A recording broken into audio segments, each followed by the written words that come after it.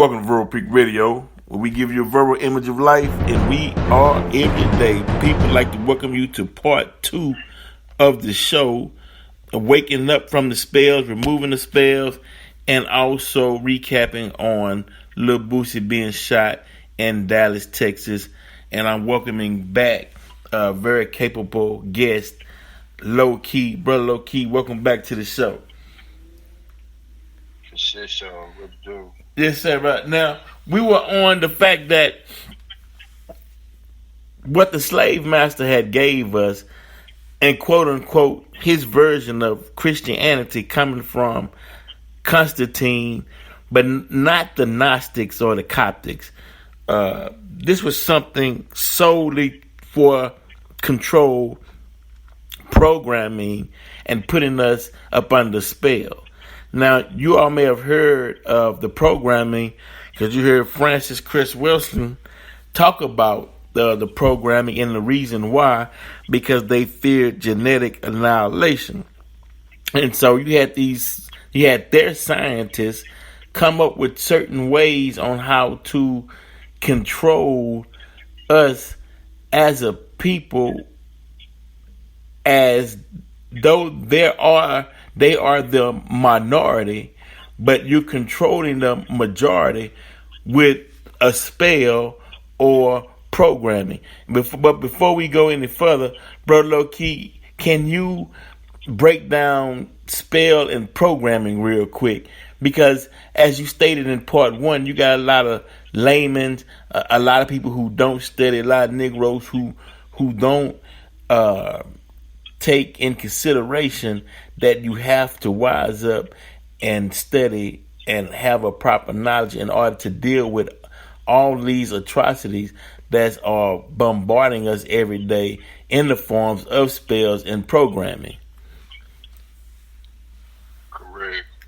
So we were speaking on one of the spells being our namesake, and whatever your name is, like I was saying on the other joint, is that we don't have to change it. You just have to, at the very least, have knowledge that this is something that we were stripped of, and you got to learn how to use whatever you got to your advantage.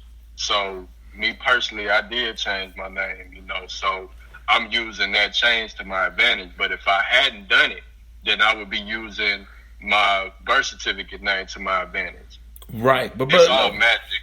I'm not one particular type of magic. I'm not saying one is better than the other. But what's key is that you want to be on the knowledge of self side, and meaning that you got to first and foremost know that creation was crafted by your soul.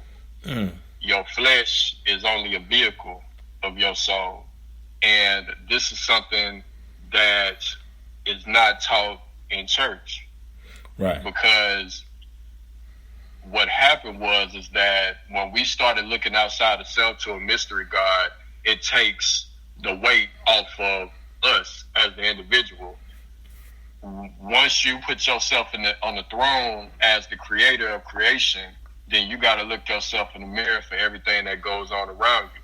Now, going back to Christianity, whether you're talking about 325 AD with the Councils of Nicaea, this is something that was specifically crafted, very intricate, huge. It literally is the foundation of their business, period. European, and when I say I mean European global business, it is the foundation, because when you get into metaphysics, when you get into the things that, are quote unquote unseen to a certain degree, then you get to the bigger picture of what's really going on.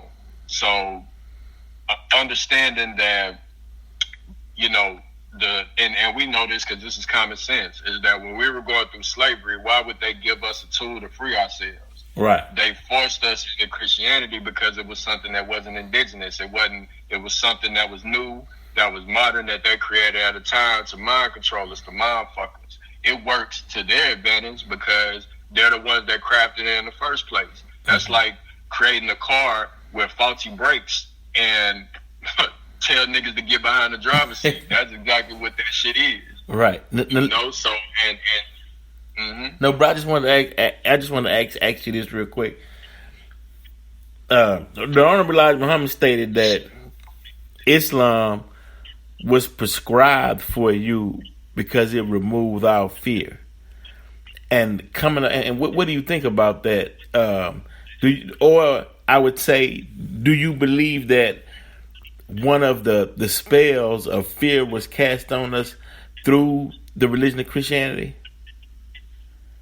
I agree. So I want to say two things. First, I want to say rise of power to my cousin, Karen Michael Goodwin Young, who was shot and killed about, I think it was November 2nd.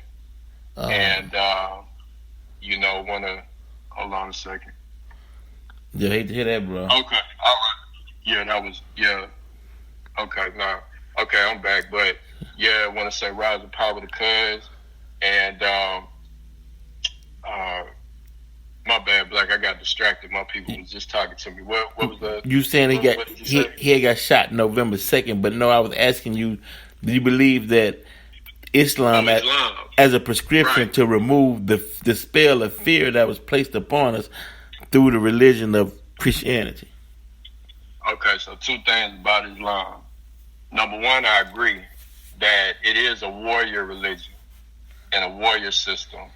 Especially when used properly, it can be used with balance, especially once you get into the Sufi and the Sufism aspect, where the understanding is the Sufi is that this is a study and application for understanding to becoming one with Allah. That means becoming one with your soul, becoming one with the infinite part of self. Your body and your flesh is finite. Your soul is infinite. So the work is to become one with the infinite aspect of self, because that's where we're going back to. Because this game is all leading up to a precipice where when it's time for us to transition out of third dimension, out of our actual body, then we got to transition out of the next realm as well. And that's the bigger part of the game, which, we'll talk about in more in depth on another podcast. Right. But going back to Islam is that, yes, it is a warrior culture when used properly and balanced.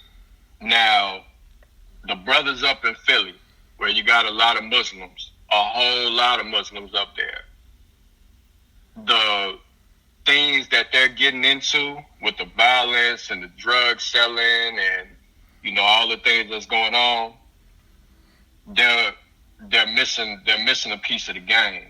And the piece of the game goes back to the culture that we've been talking about on both of these podcasts, and that is a pre-slavery culture. Islam is pre-slavery, but at the same time, where we were dealing with Islam heavy, we were Moors. And I'm talking about when the majority of our people were dealing with Islam pre-slavery, we were Moors. Right. Bottom line, that's just a fact. That's just an actual fact. Right. And that piece was purposely taken out by the people that we was fighting against. And yeah, we were fighting against people that look like us, but I'm talking about in particular the Europeans. And I'm not placing all the blame on them because it's on us. We are in the throne. We dictate our destiny and the choices that we make. So you're right. So yeah, man. But check this out, Nate, because you're absolutely right. Right. Think about this. Right. Think about this. You have, let's say back in, because you had free blacks during slavery time as well, and you had free blacks, you had slaves, you had Moors, mulattoes, all commingling during the slave era, right? Now, one would say, I want to use my land. I'm talking about the free blacks. And, they would purchase horse, buggy. They had their land. They had the crops. They were able to make money to dress their family in certain garbs, right? But then the blacks who were oppressed, they couldn't do or provide for their family the same way because they were oppressed. Do you think that created two different mindsets as well, to where you and it carried on after slavery to where you would see someone in something nice and they would get upset and who do that person think they are? I gotta bring them down a notch. Just as the slave master would say, or uppity nigger. Yeah. Well, my thing with that is that pre-slavery we were plotting on each other. Damn. And I'm always fair. Yes, sir. Whenever I talk, is that one of the prominent stories was the two Moorish sultanas that were plotting on each other, that were going against each other, which led to the last Moorish stronghold of Grenada falling, which was in 1492, which was the beginning of all this shit that we're in now. And I gotta always put a disclaimer, or in this particular case, I'm gonna put a disclaimer out there for the metaphysicians that may be listening. I'm not speaking from a good or bad perspective. I'm speaking from a scientific perspective and from the perspective of culture. So it ain't about good or bad. It's about what's gonna be most beneficial to you. So if it's not, then pay me no mind. Okay. Well, let me ask you this, then, Red Loki. Does history tells or gives an inclination on what was beneficial and what wasn't beneficial? Because you got several stories, and we'll take Moses going up into the Caucasus Mountains, teaching a third of the Caucasians knowledge, right? Or Islam in a sense, right? Or now when people say, well, damn, Moses, why you gonna go up there and give them knowledge, man? They're gonna turn around and use it against us. And he say, well, I know what you know not, and go ahead and do it anyway. And then in hindsight, we look at it today, and it's like, God damn, man, why, if Moses didn't go up there and give them knowledge and left them in the caves, we wouldn't go through all this. And another one was, well, when the Native Americans, when they first saw the Europeans coming to the land, why they just didn't attack them right there and be done with it, and not allow them a chance to go back and bring back more of the Europeans? Can history say, well, what was a good decision and what was a bad decision, or were these things prophesized and it was going to happen anyway? Yeah, it was going to happen anyway because it's happening. Come on. It's just the reality. It's just the reality of the situation that it's in. We done spoke about this on the podcast many times. Yes, sir. That at the end of the day, all this pressure that we're experiencing now is to pressure on us to a whole nother level. Right. So in the meantime, where the reason why I'm coming on here is because while we're under pressure, I'm trying to at least say, hey, let me give you a foot rest, while you going through it. Let me give you something that can make the the ups and downs perhaps a little bit easier to deal with, or add some enjoyment, along the way. Right. And make this as much of a smooth Cadillac ride as I possibly can. And this isn't just for me. I'm not just saying this out of ego or anything. This is a documentary, really, audio wise. Yes. What we're really doing, we're leaving something behind. We're not just hoarding the knowledge and keeping it to ourselves. Me speaking on this, I don't do a lot of speaking to people out here in the so-called free world. I really keep to myself. I'm low key for a reason. This is actually out of the ordinary for me to be doing this. Right. But because I understand legacy and I understand the value of leaving something behind for our children, I'm with that. This is why I'm doing it. Well, so, I personally, Verpic Radio myself, really, we appreciate you doing this, because this is a part 1, a part 2, and a part 3 of this lecture, simply because there's so many people out there that have so many thoughts and so many ideas and so many perceptions of what's actually taking place that's running through their minds, and you're the perfect guest host that can navigate through all the what they would call murky ethers or whatnot, so they can get a grasp on how to proper place these thoughts and ideas and whatnot, and get a understanding and a definition on what is, so they can formulate those thoughts and utilize them to the best of their ability to get some benefit out of it for themselves. And also, when you know better, you do better, and showing that, hey, you don't have to, with certain knowledge, you don't have to go out there and shoot and kill your brother over material things, or because you lack certain knowledge. Here is the knowledge, gain it, utilize it, move forward, and build something with it. Because, I mean, we supposed to have risen to a higher level to be seeing somebody shot and they laying in the middle of the street or on the sidewalk, bleeding out or bleeding, with all this knowledge that's out here. It's like, come on, we got to wake up and get with the times, So definitely, no, I appreciate your insight, and I appreciate how you break down the occult realm, because that was something that they took from us, but that the Moors understood as well. And we need to understand that in today's time as well, because we got to get the whole view, the full scope of things. We can't leave nothing sitting on the table, bro. So appreciate you for that, bro. Hey, for sure. So, and just to add on to that, I want to shout out NLE Chopper. I know he tapped in with the occult community. Those who know, they know. People know people who know people.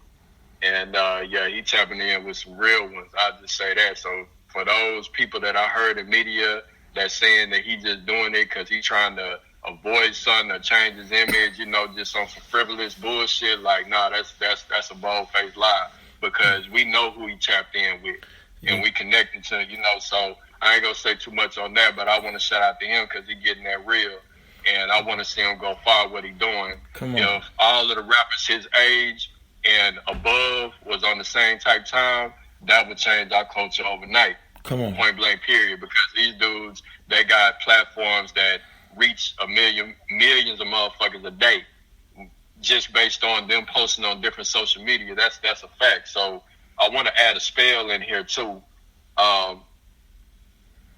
And whenever we say rise in power, and let me give some rise in power, and then I give the metaphysical meaning behind it. I want to say rise in power to my Aunt Mary, who recently transitioned. I want to say rise in power to King Von out of Chicago. Rise in power to Mo 3 out of the Triple D. Rise in power to Sauce Pack, who I just got put up on, and I just started watching him and listening to him. I think he was 16 at the age that he made his transition. That was recently.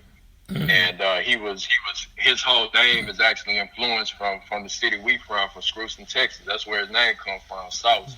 He was, influenced by the Sauce, and, for better or for worse, it got him to a certain level, and then he transitioned out of the game, So the spell in the metaphysics and the occult aspect behind why we say rise in power is because, number one, is for the actual spirit that transitions. So we called it Mo 3 down here as a human rapping and singing. On the other side, it's just pure energy. So the dense matter has been released, and now it's just pure energy, vibrating at a particular frequency. So when we say rise in power, we don't care about, what they did while they was down here and what they was rapping about. And that's all human shit. We talking a whole nother level of conversation right now. This is a different language we talking right now. This is a subconscious language we talking. So when we say rise in power, we're actually passing along energy for that particular spirit that we call Mo 3 to be able to take that energy and elevate from it. Because when we transition, the work don't stop there, for those that know.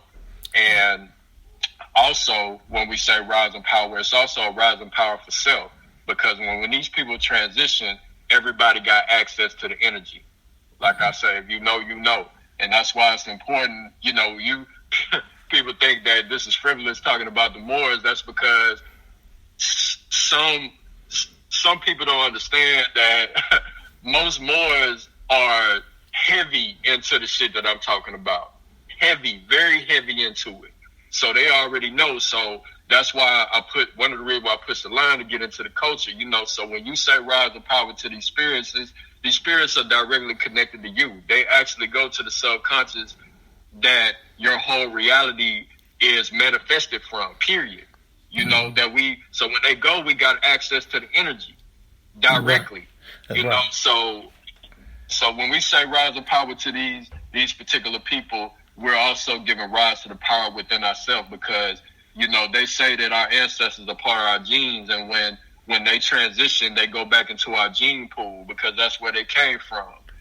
So when we say that, we're giving rise to the spirit energy that's actually within us. Yeah. Point blank. Yes, sir. When I first read something similar to that was when John's mother had passed, Elizabeth, right? And he was crying, and so one of the wise men, I believe it was Salome or Matthew, and he said, "Why are you crying? Debt cuts the tie that binds us to earth, and there's work to be done on the other side or another plane." And I pondered on that, because before I read that, I thought that, once you go, that was it. And no one had the answers to what happens to that energy, that makes up you. And so, yeah, you're right. It goes, and it still got work to do. That's just not the end. Right. Yeah, so people be crying over loved ones, and I even heard you say one time, man, hell, out of this existence going to another existence, I ain't never got to come back and deal with this no more. That's a good thing. That's a blessing, man. I don't even understand, man. I don't even understand. Yeah, it's gonna hurt. Right. In terms of how we feel when things happen to family and loved ones, and that's natural. A lot of the master teachers, they speak on the mourners. I think this is something on the Egyptian walls where it pointed towards the mourning aspect when the transition happens. Mm-hmm. That's just human nature. But on the flip side, on the subconscious side of things, this is actually how we can gain power. And we can gain knowledge from just as long as we apply it in order for us to elevate from it. It ain't never an obstacle. It's always an opportunity. Always. Come on. That's a blessing. Now, look, we going to cut right here because we got to do a part 3. We got a part 1. We got to do a part 3 on this because the subject is so weighty. It's so heavy because it's dealing with both the mind and the body at the same time.